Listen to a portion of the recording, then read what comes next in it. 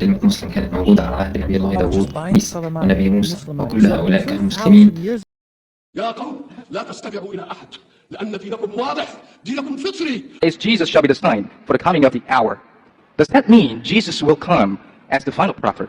Or is Muhammad, or Prophet Muhammad, the final prophet? وإنه لعلم لساعة، إنه لعلم لساعة، إنه يعني هو اللي يدين علم ساعة، علم ساعة ما حدش يعرفها. كتاب معجزة ومنهج القرآن، وإنه لذكر لك ولقومك.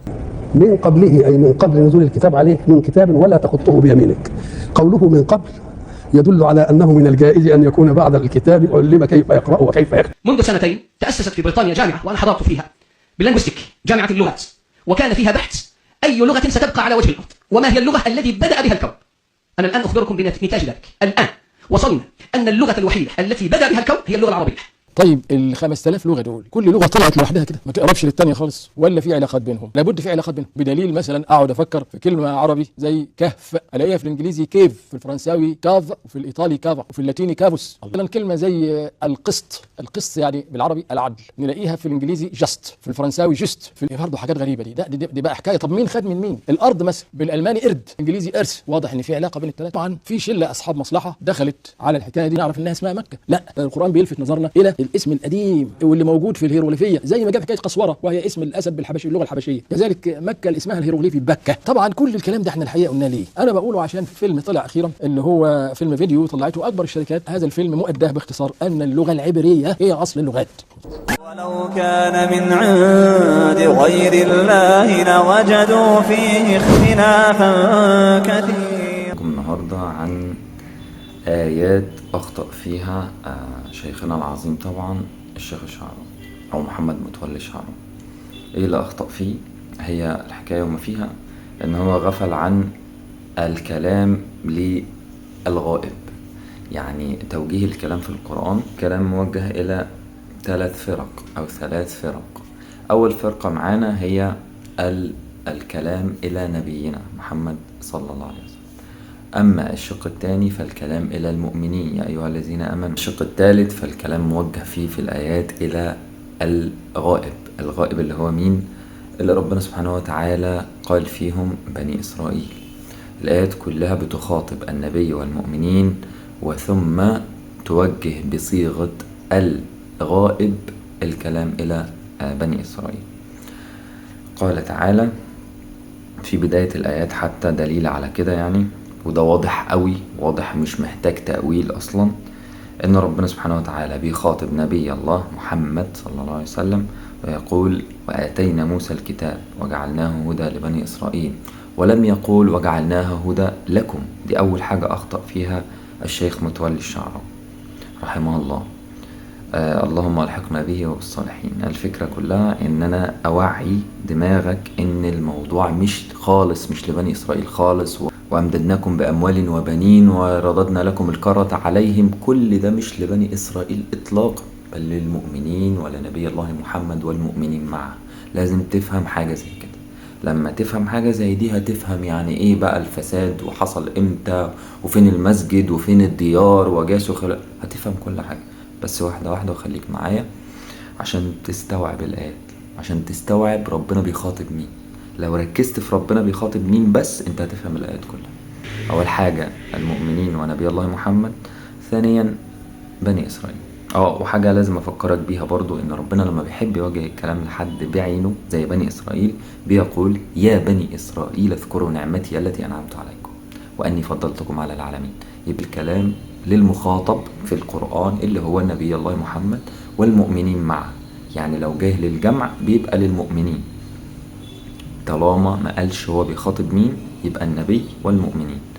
إذا وجه الكلام بصيغة الغائب يبقى بنطلعها من السياق زي ما أقول لك دلوقتي. وقضينا إلى بني إسرائيل في الجملة الوحيدة في الآيات ديت من سورة الإسراء اللي موجهة فعلا مخاطب فيها بني إسرائيل بشكل مباشر، مش مخاطب فيها أي حد تاني، لأنها مقتبسة من الكتاب عليين اللي هو كتاب الأقدار السماوي اللي عند ربنا سبحانه وتعالى.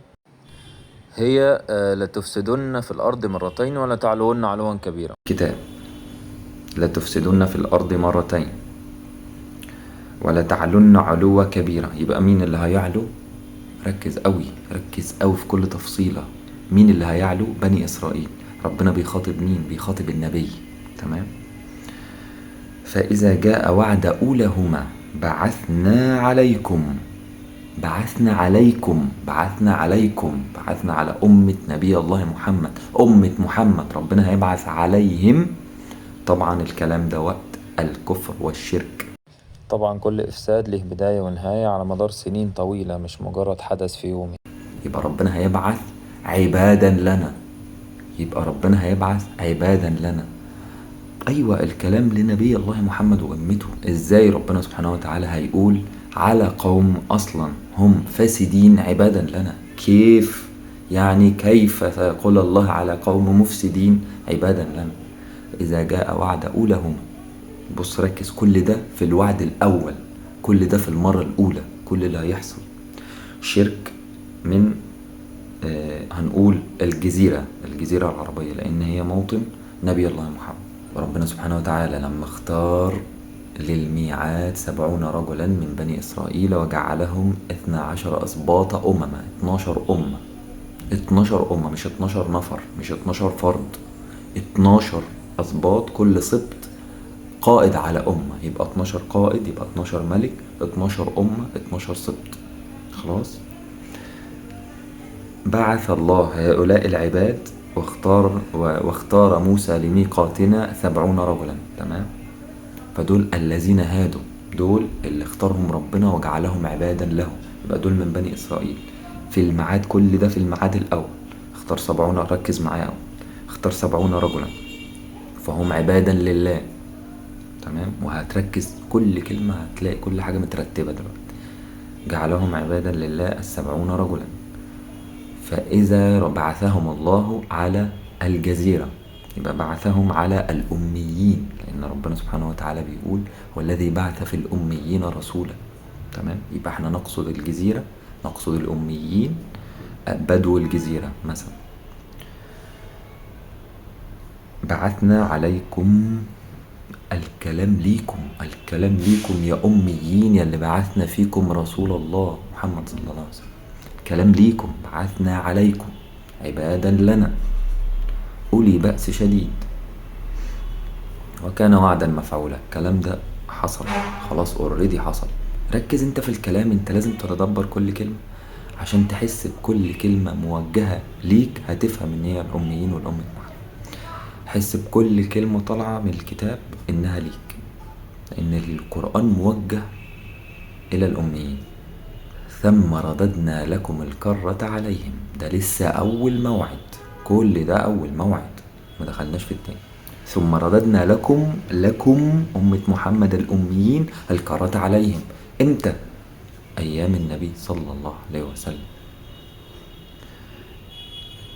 وأمددناكم بأموال وبنين.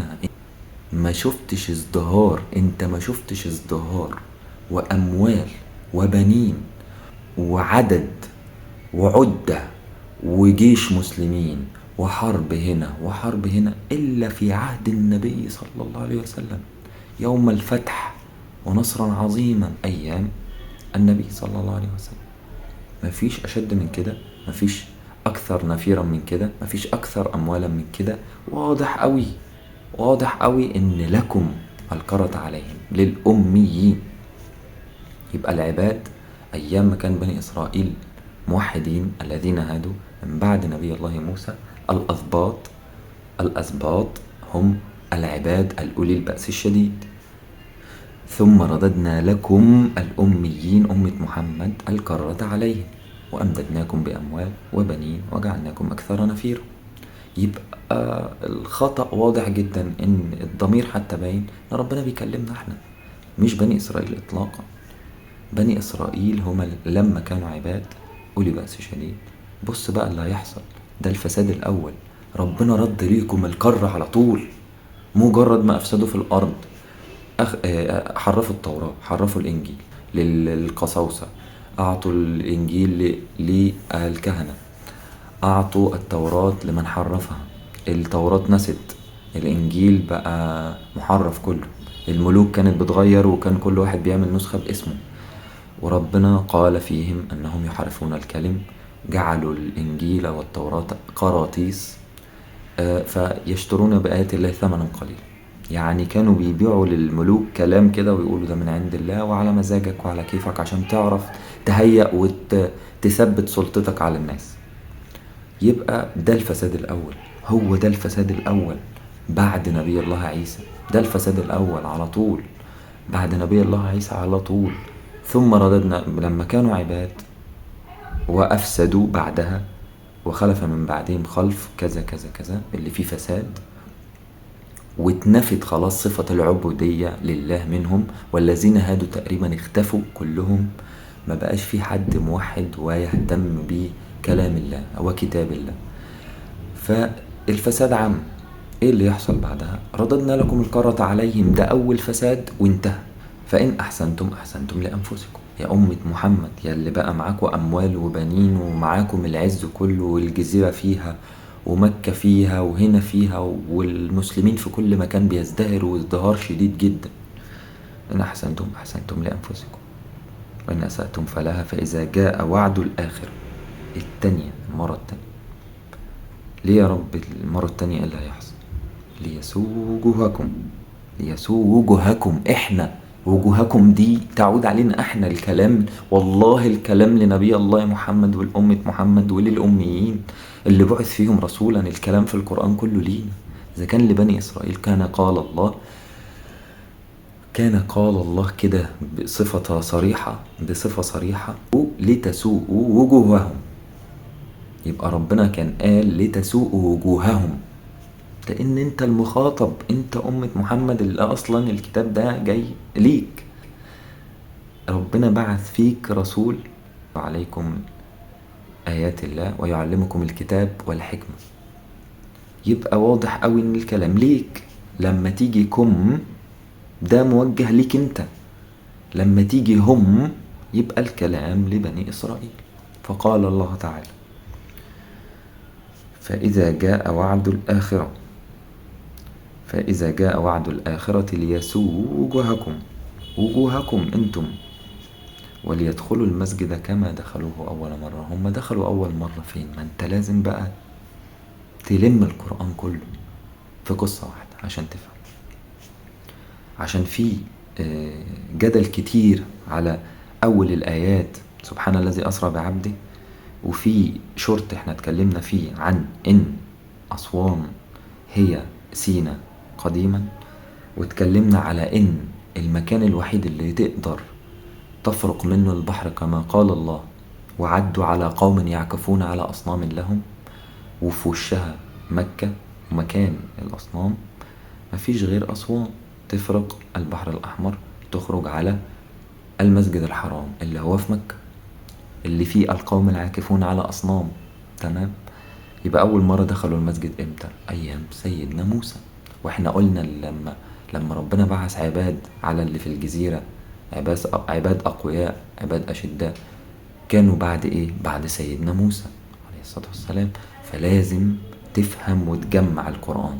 في جدل كبير على مين الآية بترشد ليه، بس احنا قلنا ان احنا هنحتمل الاحتمالين، وممكن نقول ان سورة النجم باينة ان هي على الإسراء والمعراج بتاع النبي صلى الله عليه وسلم محمد، وممكن الآية هنا تكون بتشرح، لأن الكلام في السورة تقريبا كلها سورة الإسراء كلها عن بني وقصة بني إسرائيل. فلازم تحتمل الاحتمال، لو حطيت اوبشن، حط اوبشن قدامك انك تحتمل ان الكلام في الآية هنا سبحان الذي أسرى بعبده على نبي الله موسى ليلا من المسجد الحرام إلى المسجد الأقصى، إن احنا عارفين إن أقصى المدينة هو المسجد الأقصى. فنبي الله موسى وقومه ما دخلوش أصلا القدس، ما دخلوش الأراضي المقدسة، ففضلوا برا وقالوا اذهب أنت وربك فقاتل. فاحنا عارفين إن هو آخره كان المسجد الأقصى، ما دخلش القدس. تمام؟ واحنا شرحنا جغرافيا المدينة وأقصى المدينة، وشرحنا الأقصى فين، وشرحنا الحاجات دي كلها قبل كده. فخلينا دلوقتي في إن الآية بتشرح أول مرة دخلوا المسجد كانت إمتى. تمام؟ وبص ربنا بكل وضوح وشفافية يقول بكل بساطة ليسوء وجوهكم وليتبروا ما علوا تدبيرا. يعني واضح قوي ان اللي علوا في اول الايات ولا تفسدن في الارض مرتين ولا تعلون علوا كبيرا. بص اللي بعدها اذا جاء وعد الاخرة ليسوء وجوهكم وليدخلوا المسجد كما دخلوه اول مرة. اللي بعدها ايه؟ وليتبروا ما علوا تدبيرا. مين اللي علوا؟ مين اللي علوا؟ ربنا يوضح ان مش انتوا اللي عليتوا. ربنا يوضح ببساطة جدا ان مش الاميين اللي علوا في الارض، ومش هم بني اسرائيل اللي هيخشوا يدمروا، مش احنا اللي هنخش على بني اسرائيل ندمر اطلاقا. الفساد للمرة التانية بني اسرائيل اللي هتعمله. يبقى انت ازاي انت اللي هتفوز على بني اسرائيل؟ ازاي حسبتها ازاي؟ واضح في الايات ان ربنا بيقول ليسوء وجوهكم الاميين وليتبروا، مش اللي انتوا علتوه، اللي هم علوا. وليتبروا ما علوا تدبيرا. ليه هيتبروا ما علوا تدبيرا؟ لان هو ده وعد الاخرة اللي مجرد ما يتم ويدخلوا المسجد هيقضى امر كل شيء. واذا جاء وعد الاخرة جئنا بهم لفيفا وستقوم الساعة. وهو ده الوعد اللي فيه الاخرة وفيه الفساد التاني وفيه نهاية كل شيء. يبقى لازم تعرف ان علامات يوم القيامة اللي هي الكبرى اللي هي قبل يوم القيامة اللي هيجي فيها بني اسرائيل لفيفا لله يوم القيامة سبحانه وتعالى ستكون عندما يدخل بني اسرائيل المسجد الحرام ليسوء وجوهنا. يسوء وجوهنا. بعد ما يسوءوا وجوهنا ويفسدوا في الارض المرة التانية ربنا قال وليتبروا ما علوا. لان ربنا اللي هيتبر مش هم عمرهم ما هيتبروا حاجتهم. واللي هم علوه ربنا اللي هيتبروا، ربنا اللي هيهدوا ويدمروا عشان افسدوا في الارض. فربنا بالمرصاد. وده كانت الضمائر اللي قلنا عليها والمخاطبين في الصور الكريمة دي.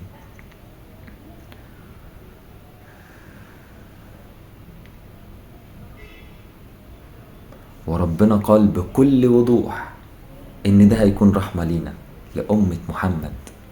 سبحان الملك. واضح قوي من الآيات ان تدميرهم وإفسادهم هيكون رحمة لينا احنا. فقال في الآية اللي بعديها على طول وليتبروا ما علوا وليسوءوا وجوهكم وليتبروا ما علوا هم. ثم قال عسى ربكم أن يرحمكم. كل ده في رحمة ليكم. وإن عدتم عدنا. يعني إيه وإن عدتم عدنا؟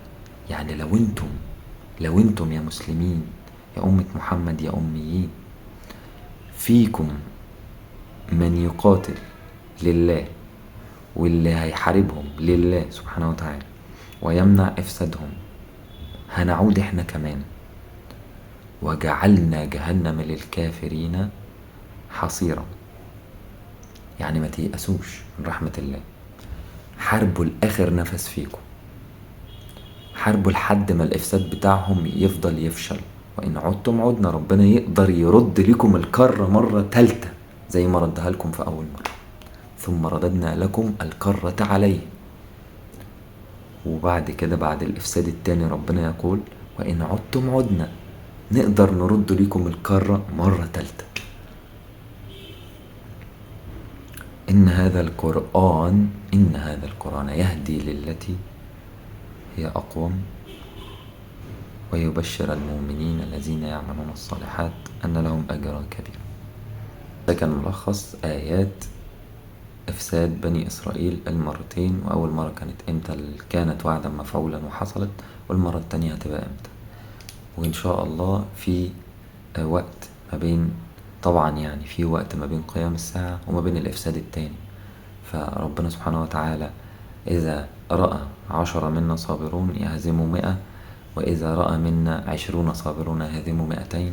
وربنا إن شاء الله ينصرنا على أعداء الدين وطبعا هنتكلم بقى الفيديو اللي جاي عن كاف ها يا عين صاد. هنشرح لكم بشكل رهيب، أول مرة تقريبا في التاريخ، مش في أول فيديو على اليوتيوب ولا أول حد حتى على اليوتيوب يتكلم فيه خالص، في تفسير الحروف المقطعة في القرآن بشكل مبهر، وانت مش هتصدق أصلا ان هو ده معنى الحروف، واللي تقريبا لو بحثت بحث صغير قد كده هتعرف معنى كل الحروف اللي في القرآن. اما يعني لو فاكرين ان انتوا سمعتوا حاجة زي كده قبل كده او معنى الحروف المقطعة، فانتوا فاهمين غلط خالص. مش ده معناها، مش كل اللي بيتنشر على الانترنت عموما واليوتيوب ده معناها خالص. انا هثبت لكم بالدليل التاريخي معنى حروف كاف ها يا عين صاد. واشوفكم في الفيديو الجاي. السلام عليكم. احنا قدام تاريخ لازم يعاد كتابته من الاول للاخر.